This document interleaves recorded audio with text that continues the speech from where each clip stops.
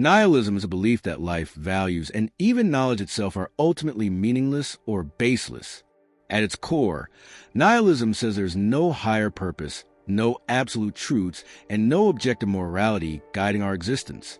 The word itself comes from the Latin nihil, meaning nothing. Nihilists argue that since nothing can be truly known or proven, there's no point in upholding moral values or searching for meaning because, in the end, everything is arbitrary or constructed.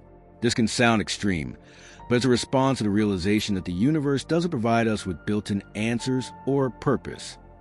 Friedrich Nietzsche, a famous philosopher, explored nihilism as a cultural crisis where old values lose their power, leaving people feeling lost or indifferent.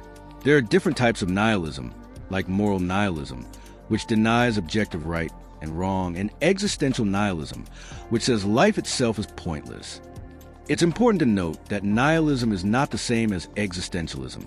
While both recognize life's lack of inherent meaning, existentialists believe we can create our own purpose, whereas nihilists reject the possibility of any real meaning at all.